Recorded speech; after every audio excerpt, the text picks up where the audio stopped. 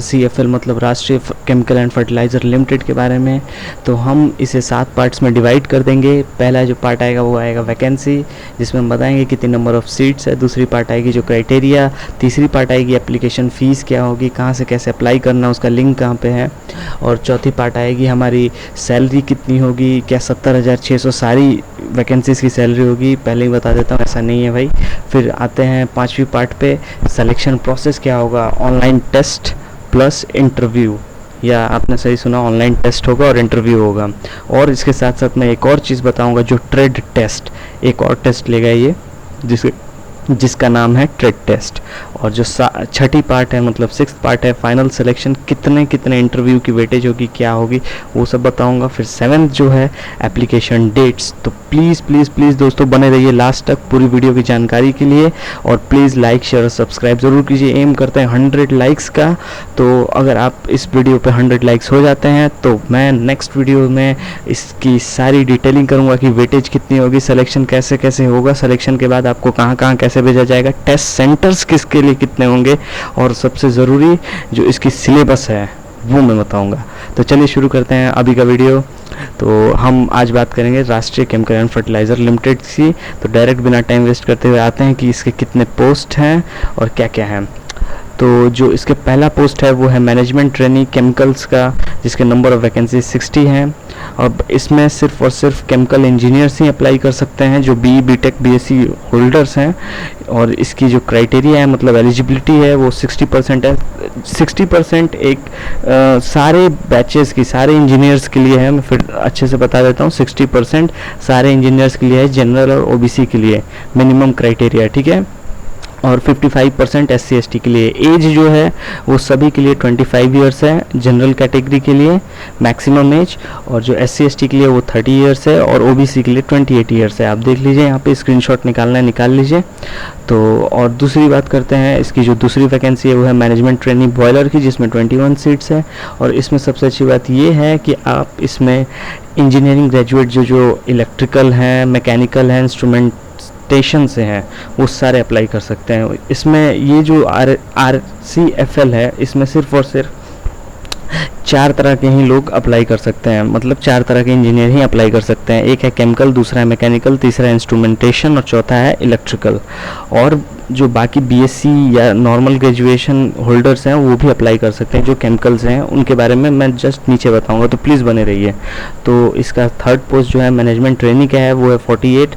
इसमें कौन कौन अप्लाई करेगा, ये सिर्फ और सिर्फ मैकेनिकल वालों के लिए, ये जॉब मतलब अच्छी वैकेंसी प्रोवाइड करता है। तो यहाँ पे 48 वैकेंसी है, और जिसमें से उनके जो एलिजिबिलिटी क्राइटेरिया है वो 60%, 55%, 25 ईयर्स एज, ये सब रहेगा, जो कि पहले मैंने बता दिया था। तीसरी जो है मैनेजमेंट ट्रेनी इलेक्ट्रिकल के लिए है। इलेक्ट्रिकल के लिए भी बहुत अच्छी इसमें वैकेंसीज मिलेंगी और काफ़ी अच्छी सैलरी भी है। तो वही है, सेम क्राइटेरिया है, मैं ज़्यादा एलेबोरेट नहीं करता हूँ, वीडियो बहुत लंबा चला जाएगा। चौथे पे आते हैं अपने मैनेजमेंट ट्रेनिंग इंस्ट्रूमेंटेशन। सारे मतलब जो चारों मैंने बताया उन चारों के लिए अच्छी खासी वैकेंसीज हैं। अच्छी खासी तो नहीं, फिर भी ठीक है, मतलब गेट के जो PSUs हैं उनसे एक लेवल में सही है। तो वही है सेम इसकी क्राइटेरिया में। और चलते हैं इंजीनियर E1।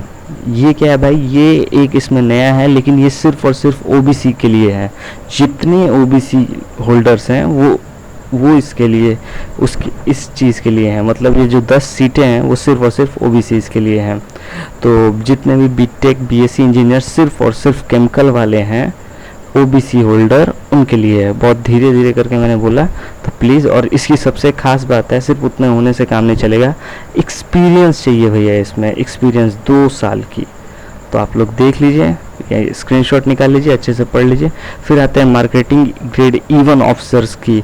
तो इसमें कौन कौन आएगा, इसमें भाई वैसे इंजीनियर आएंगे जिनके जो मतलब ग्रेजुएशन के मिनिमम 3-4 ड्यूरेशन हो चुके हैं, और जो MBA से भी हैं या MBA एग्रीकल्चर बिजनेस मैनेजमेंट से हैं, वो लोग इनके लिए अप्लाई कर सकते हैं, ठीक है। मतलब ग्रेजुएशन जो 3 साल का होता है, इंजीनियरिंग जो 4 साल का होता है। ग्रेजुएशन एग्रीकल्चर में जो करते हैं कोई लोग, वो 3 साल के भी होते हैं, और जो आगे के जैसे कि बिजनेस एग्रीकल्चर मैनेजमेंट्स करते हैं वो 4 साल के होते हैं। तो वो लोग के लिए है ये, ठीक है। मैंने काफ़ी डिटेलिंग कर दी, सेम क्राइटेरिया है, आप जा सकते हैं। और हाँ, ये अब जितने पोस्ट आ रहे हैं उनमें सब में एक्सपीरियंस चाहिए, तो आपको मिनिमम एक्सपीरियंस होना चाहिए 2 साल का। और जो एज क्राइटेरिया आप याद रखिए, अभी लिख लीजिए कि 31/7/22 को आपका एज पूरा प्रीफर हो जाना चाहिए, मतलब कंप्लीट हो जाना चाहिए। इससे ज़्यादा आपका 25 एक्सीड कर जाएगा तो आप जनरल में नहीं हो सकते हैं। और इसके लिए जो मैक्सिमम एज है वो 32 है, अनरिजर्व्ड कैटेगरी की, SC/ST की 37, OBC की 35 और PWDB की 42 ईयर्स। तो आप ऐसे देख लीजिए। और क्वालिफिकेशन वही सेम है भाई, कैसे फुल टाइम, जो मतलब फुल टाइम क्या, वही एग्रीकल्चर ग्रेजुएशन 4 साल का जो होता है वो होना चाहिए। तो आपको उसकी जॉब की मैंने बता दी। अब चलते हैं हमारी 5वां पे, जो कि है assistant officer marketing grade EO की, जिनमें 14 पोस्ट खाली हैं। और वो किसके किसके लिए है, तो भाई बीटेक जिन्होंने एग्रीकल्चर में किया है उनके लिए है।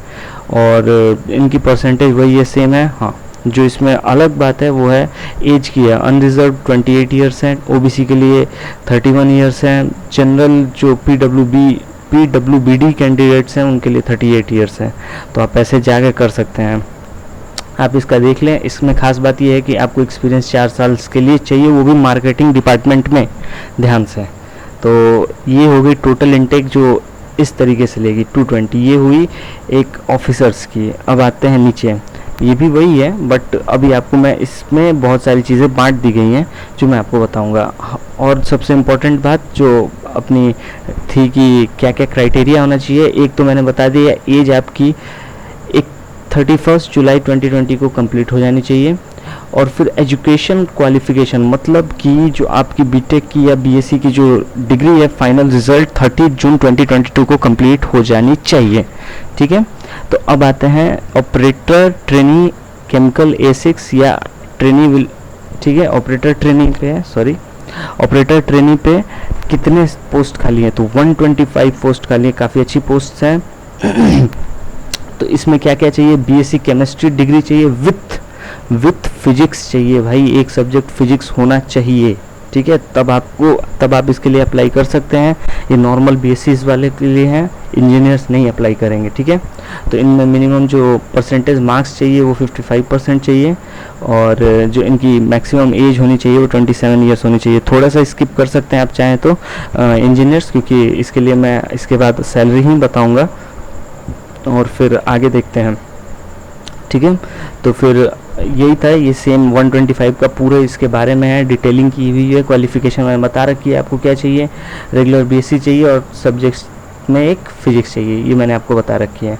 और मिनिमम परसेंटेज 55 है, एज वही है 27 ईयर्स, 30 साल आपको ओबीसी का है और PWBD कैंडिडेट्स का 37 ईयर्स है। ओके, तो आप ऐसे चेक कर सकते हैं, स्क्रीनशॉट निकाल लो भाई, काफ़ी लंबा नहीं करना है मुझे वीडियो, इसलिए मैं जल्दी जल्दी बता रहा हूँ। डिटेलिंग चाहिए तो आप कमेंट बॉक्स में ज़रूर मैसेज कीजिए। अब आते हैं बॉयलर ऑपरेटर, ये इसकी नेक्स्ट जो जॉब है, इसमें 25 सीट्स वैकेंट है। और इसका सबसे बड़ा ड्रॉबैक ये है कि इनमें 2 साल की कम से कम आपको बॉयलर अटेंडेंट या बॉयलर ऑपरेटर की एक्सपीरियंस होनी चाहिए। ठीक है, इसमें जो क्वालिफिकेशन होगी वो SSC एग्जामिनेशन पास होनी चाहिए, सर्टिफिकेट ऑफ कॉम्पिटेंसी होनी चाहिए आपके हाथ में, तभी आप अप्लाई करें, वरना फॉर्म ना भरें।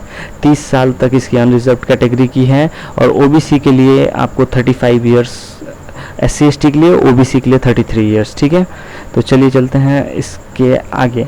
मतलब क्वालिफिकेशन मैंने बता दी, एज बता दी है और बाकी सारी चीज़ें बता दी। तो इसके बाद है हमारा जूनियर फायरमैन ग्रेड 3, 23 पोस्ट है। तो 23 पोस्ट हैं, आपको इसमें क्या क्या चाहिए, एक्सपीरियंस शुड भी, आपको हेवी मोटर ड्राइविंग लाइसेंस होनी चाहिए कम से कम 1 साल की, आपने उसे ड्राइव किया हो। और उसके बाद SSC में 6 मंथ का full time residential fireman certificate होना चाहिए। Age 27 years for general category, 32 years SC/ST, OBC 30 years.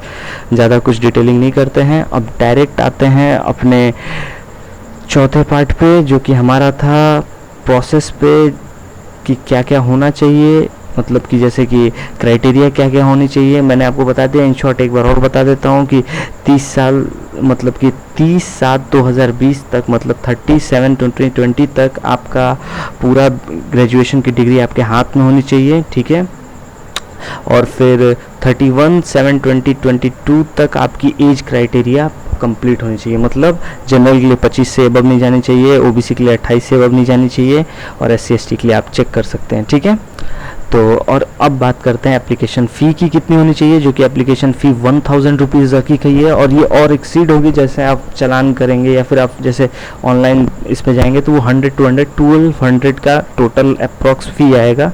और ये आज से चालू हो जाएगी भरना रात 8 बजे से। अभी मैं इसके एंड और लास्ट डेट तक सब बताऊँगा, आप टेंशन बस बने रहिए, जल्दी जल्दी मैं खुद ही बता रहा हूँ। तो लाइक शेयर और सब्सक्राइब जरूर कर दीजिएगा। सैलरी कितनी होगी, जो सबसे इम्पोर्टेंट चीज़ है वो सैलरी कितनी होगी भैया। तो पहले मैं सैलरी सबसे इम्पोर्टेंट है इंजीनियर्स के लिए, तो खासकर वो बेचारे बहुत मायूस रहते हैं कि कहाँ से क्या क्या हो रहा है, पीएसयू ऐसे ही प्राइवेटाइज्ड हो रहा है। तो चलिए, मैनेजमेंट ट्रेनी जो हमारी पहली इंजीनियर्स की थी मैनेजमेंट ट्रेनी, अब बाकी जो बीएससी हैं वो भी बने रहे, इसके बाद उन्हीं का नंबर है।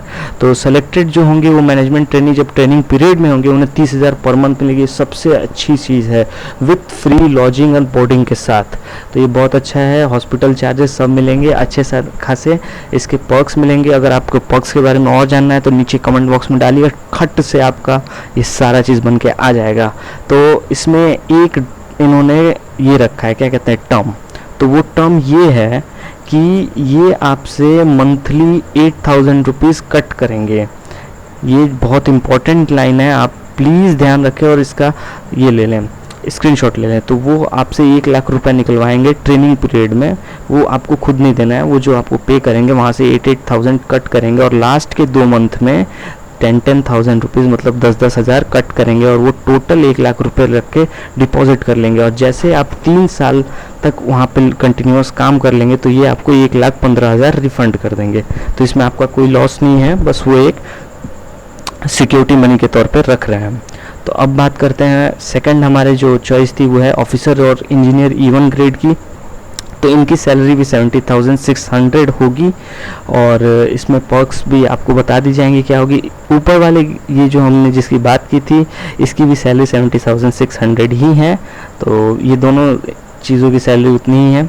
तो इसके बेस पे जो होगा वो मतलब पेइंग स्केल जो होगा वो 30,000 से 1,20,000 होगा। मिनिमम ग्रॉस सैलरी जो होगी वो 53,000 अप्रॉक्स होगी, और सब चीज़ जोड़ के वो 70,600 आपको इन हैंड दे देंगे। तो अब बात करते हैं दूसरे की जो ऑपरेटर ट्रेनिंग है, वो इसमें मैं डायरेक्ट चीज़ों की बात करता हूँ कि इसमें जो पे स्केल होगा वो 22,000 टू 60,000 होगा, और आपको इन हैंड जो मिलेगी वो 41,500 मिलेगी। बॉयलर और ऑपरेटर ग्रेड 3 के लिए 33,000 होगा। जूनियर फायरमैन ग्रेड 2 के लिए 30,000 होगा। तो अब बात करते हैं सिलेक्शन प्रोसेस की। सिलेक्शन प्रोसेस क्या होगा भाई, जो MT है मतलब मैनेजमेंट ट्रेनिंग इंजीनियर्स हैं उनके लिए 2 प्रोसेस होगा सिलेक्शन का। एक है ऑनलाइन टेस्ट और दूसरा है पर्सनल इंटरव्यू, ठोक लो दिमाग में।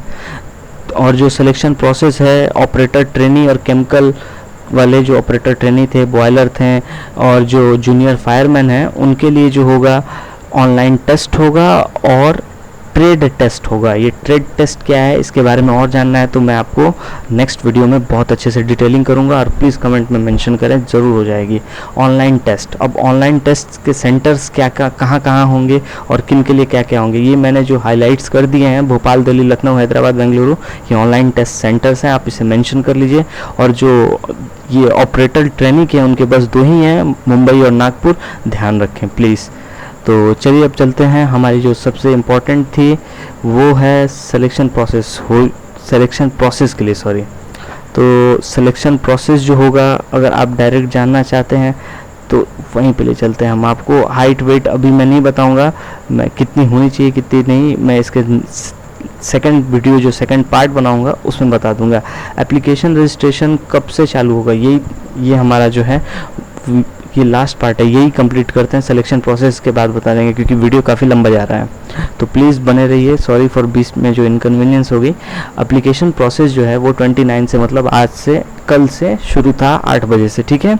आपको क्या क्या डालना है, उसमें स्कैन करना है एक फ़ोटो जो कि 4.5 सेंटीमीटर से 3.5 सेंटीमीटर होगी।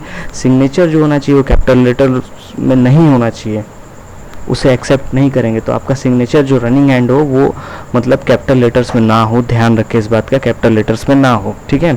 कीप मतलब जितने नेसेसरी डॉक्यूमेंट्स हैं या ऑनलाइन पेमेंट ट्रांजैक्शन है वो सब अपने हाथ में रखो यार, सारी के एक डॉक्यूमेंट्स बना के रख लो, ईमेल आईडी तैयार कर लो, फ़ोन नंबर वेरीफाई करा लो, पैन कार्ड वेरीफाई करा लो, और जितने आपकी ऑफिशियल डॉक्यूमेंट्स है वो सब वेरीफाई करा लो, ठीक है। और अब बात करते हैं कि अब डेट में अब ज़्यादा लंबा नहीं खींचता हूँ, मैं डायरेक्ट बता देता हूँ कि डेट क्या क्या होंगी। तो जो हमारी डेट्स होंगी मतलब कि अप्लाई की जो डेट है वो 29 8 o'clock से स्टार्ट है। लास्ट डेट ऑफ जो एप्लीकेशन है वो 15 जुलाई 2020 तक है, 5 बजे तक। टेंटेटिव डेट जो बताया जा रहा है मतलब वो 16 अगस्त तक है, और जो टेंटेटिव डेट ऑफ रिज़ल्ट है वो 24 अगस्त को है, ठीक है। तो ऑनलाइन पेमेंट आप कर सकते हैं, कैश पेमेंट एक्सेप्ट होगा भी नहीं और कैसे करेंगे ये भी नहीं पता है। तो फिर अब चलते हैं। थैंक यू भाई, लाइक शेयर सब्सक्राइब ज़रूर ठोक दो यार, इंजीनियर हूँ, बड़ी मेहनत करके ये सब निकाला है। प्लीज़ आपका 100 लाइक्स तो आना ही चाहिए यार, अगर ऐसा हो गया तो पक्का है, मेरा श्योर है एक दिन के अंदर अंदर मैं सारी सिलेबस से लेकर वेटेज सिलेक्शन सारी चीज़ें निकाल के आपके सामने रख दूंगा, और इसकी लिंक डिस्क्रिप्शन में मिल जाएगी। Thank you and have a nice day.